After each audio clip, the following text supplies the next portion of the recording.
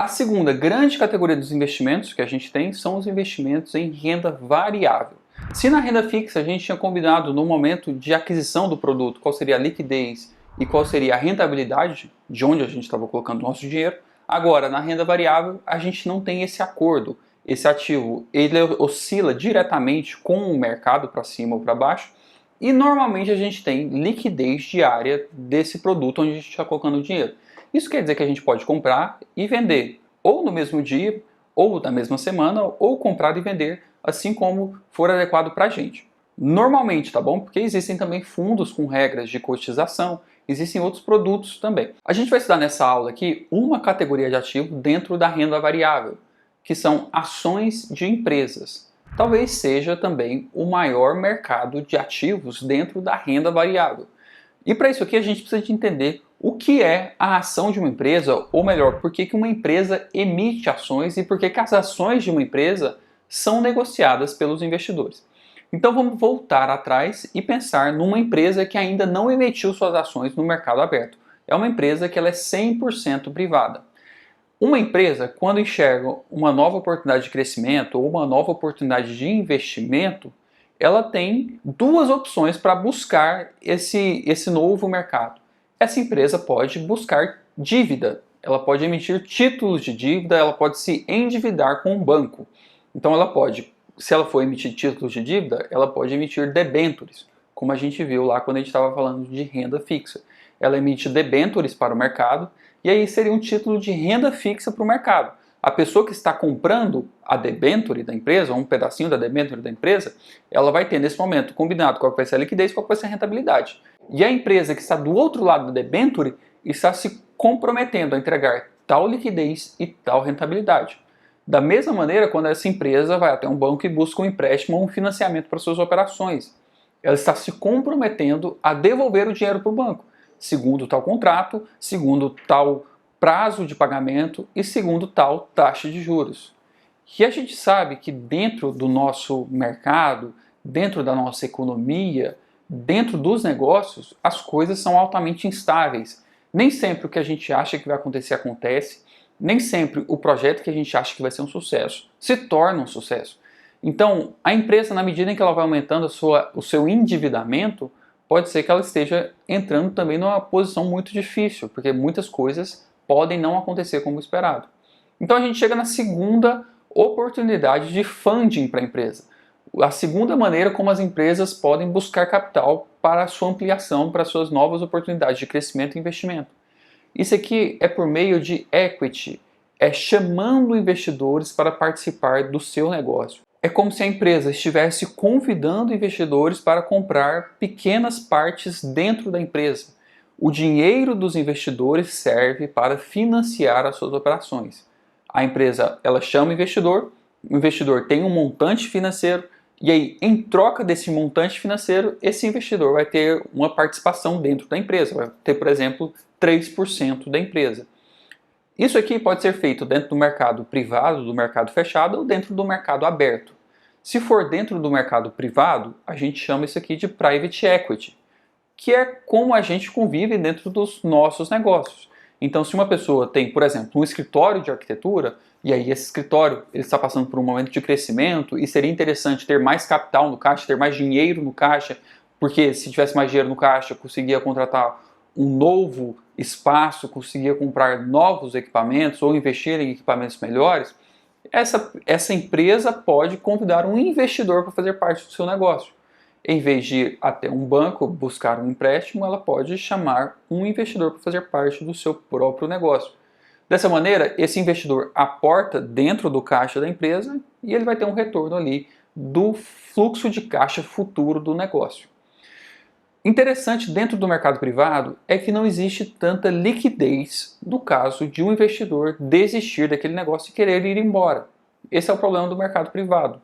Não é sempre que um investidor comprou a participação dentro de uma empresa que existe sempre outros investidores querendo recomprar a sua participação ou querendo dar a saída da sua participação. O mercado privado ele não é tão líquido assim. A alternativa para isso é o mercado aberto. Então a empresa, em vez de buscar um investidor ou um pequeno grupo de investidores, ela pode buscar milhares de investidores ou milhões de investidores para o seu negócio, vendendo ações da sua empresa dentro de uma bolsa de valores. Tá bom, a gente entendeu o que é o mercado aberto e o que são as ações de uma empresa.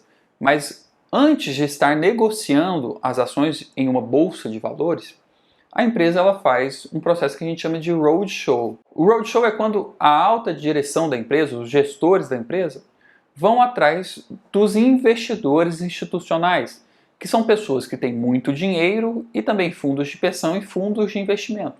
Vai atrás desses grandes investidores que têm um volume de capital maior e vai apresentar qual que é o seu negócio, apresentar qual que é a perspectiva de crescimento da empresa, apresentar o que eles vão fazer com aquele dinheiro que eles pretendem captar. Então, nesse roadshow, a empresa conversa com os investidores que irão participar da oferta primária das ações. Isso aqui vem do inglês IPO, Initial Public Offering. Então, quando conversa com os investidores institucionais, são essas as pessoas que vão participar da oferta primária de ações. São esses investidores institucionais que vão trazer dinheiro para dentro do caixa da empresa. O dinheiro só vem para dentro do caixa da empresa nessa oferta primária. Então, lá no grande dia em que essa empresa vai ser listada pela primeira vez na Bolsa de Valores, a gente chama esse grande dia de IPO. Lá no dia do IPO, em que as ações serão listadas dentro da Bolsa de Valores, se for aqui no Brasil, vai ser listada dentro da nossa única Bolsa de Valores, que é a B3.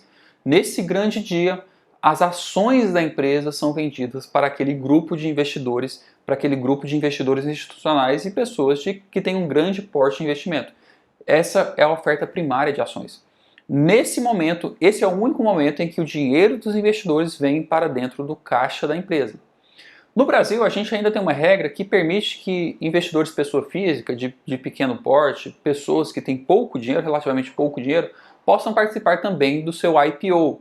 A gente pode fazer uma reserva de ações por meio de uma corretora de investimentos e aí a gente pode participar do IPO junto com esses grandes investidores. E aí, nesse instante, assim que é feita a oferta primária, assim que esses investidores compram as ações, o dinheiro vem para o caixa da empresa, nesse mesmo instante dá início ao mercado secundário de ações. O mercado secundário de ações é quando esses investidores começam a fazer negócio com outros investidores sobre o papel daquela empresa. Então, quem comprou essas ações lá no IPO, agora detentor desses papéis da empresa, pode, por exemplo, vender essas ações para uma outra pessoa que deseja comprar. Então, esse compra e vende de ações gera a cotação diária do preço da ação daquela empresa. É isso que é a cotação de uma empresa. Houve a oferta primária lá em que os investidores institucionais compraram, esses investidores institucionais agora vendem essas ações para o mercado secundário. Quem comprou agora desses grandes investidores pode também vender para uma terceira pessoa. E esse compra e vende, se tem mais pessoas comprando, faz o preço da ação subir, se tem mais pessoas vendendo, faz o preço da ação baixar. Aqui já tem uma curiosidade importante. Se você já acompanhou alguma notícia do mercado financeiro, principalmente com empresas que fazem IPO, é comum você ver falando que a empresa no dia da abertura subiu tantos por cento. O que quer dizer isso? No primeiro pregão ou no primeiro dia em que houve negociações das ações da empresa, o preço subiu. O que isso quer dizer? Quer dizer que esses investidores institucionais compraram por um preço lá no IPO, que é aquela primeira oferta, que seria o primeiro ponto de preço, eles compraram e conseguiram já sair com lucro. Eles compraram na oferta primária, que foi o primeiro preço, o primeiro pontinho do gráfico, e eles já conseguiram naquele instante vender, fazer o flip das ações, vender dentro do mercado secundário com lucro. Isso que quer dizer? E para que isso aconteça, para que as ações sejam negociadas no primeiro dia com lucro, quer dizer que a empresa teve que vender um pouquinho mais barato para os investidores institucionais para que eles tivessem também o seu lucro dentro do primeiro dia. Então, esse é o ciclo. A empresa faz a avaliação de qual é o seu valor de mercado, vende um pouquinho abaixo para os grandes investidores e esses investidores conseguem produzir esse frenesi de mercado, produzir esse grande momento e venderam por um preço um pouquinho maior para nós que somos investidores num segundo mercado.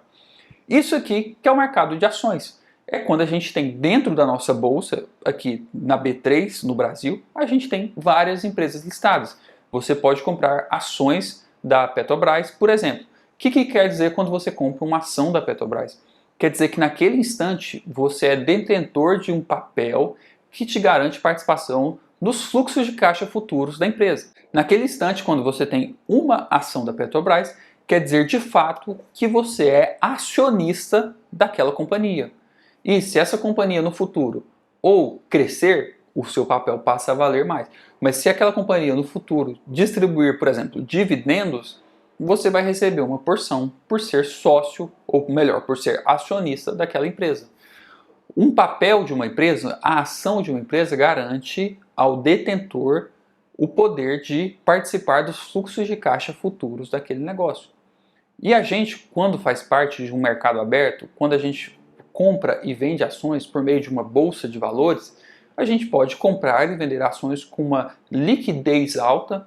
Na maioria dos casos, sempre que tem alguém querendo vender, do outro lado tem uma pessoa querendo comprar, então você consegue ter uma liquidez alta e você pode fazer parte de empresas grandes.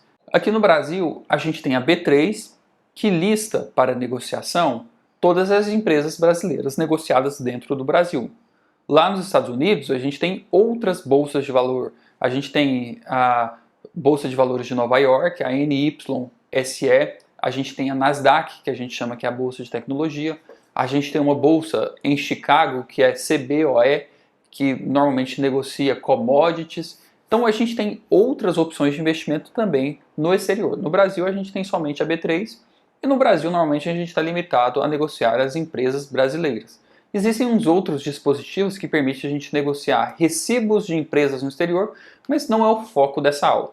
O importante aqui é você entender que você pode, por exemplo, comprar participações dentro da Petrobras. Você pode comprar participações dentro da Multilaser. Você pode comprar participações dentro da Azul Linhas Aéreas. Você pode comprar participações dentro da Arezzo. E um ponto que eu acho muito interessante é que quando essas empresas se tornam públicas, ou seja, elas passam a ser negociadas dentro de uma bolsa de valores, ou elas passam a ser negociadas no mercado aberto, elas passam a ter algumas obrigações dentro do órgão regulamentador. No nosso caso aqui é a CVM, Comissão de Valores Mobiliários. Uma dessas obrigações é que essas empresas precisam trimestralmente fornecer os seus demonstrativos financeiros. Trimestralmente, essas empresas precisam de apresentar um relatório para os investidores mostrando como estão as finanças. E aí, dentro desses documentos, a gente tem uma carta da gerência falando o que aconteceu ali naquele trimestre, a gente tem um balanço patrimonial, a gente tem uma DRE, que é demonstrativo de resultado do exercício, e a gente tem um fluxo de caixa. E eu acho isso aqui muito interessante, porque a gente pode ter detalhes financeiros de empresas grandes. Por exemplo, a gente pode ter detalhes de como está o andamento das lojas Renner. A Renner, que possui a loja Renner do shopping que a gente conhece, também é proprietária da Camicado, aquela loja que vende coisas para casas, e também é proprietária de uma outra marca de roupas que é um pouquinho menor, voltada para um público mais jovem. Então a gente pode saber quantas lojas abriram, quantas lojas fecharam, quanto dinheiro tem no caixa, quanto eles venderam, quais são as perspectivas para os próximos períodos, qual que é o endividamento da empresa. A empresa aberta, ela é obrigada a fornecer essas informações financeiras trimestralmente. E ela é obrigada a fornecer publicamente. Qualquer pessoa pode entrar dentro do site, baixar o relatório e ler o relatório. Eu acho isso aqui, no mínimo, curioso. Eu acho interessante ler esse texto e talvez seja mais por curiosidade mesmo, para saber como é que está o caixa da empresa. Nas próximas aulas, a gente vai aprofundar um pouquinho mais na estrutura do mercado, como é que esse mercado funciona, como é que funciona uma corretora de investimentos que você é obrigado a utilizar. Sempre que você quer negociar uma ação, você precisa de uma corretora de investimentos para que ela registre a compra ou a venda do título lá na Bolsa de Valores. A gente vai entender um pouquinho essa estrutura e ver também os outros ativos dentro dessa classe de renda variável. Bora para a próxima aula.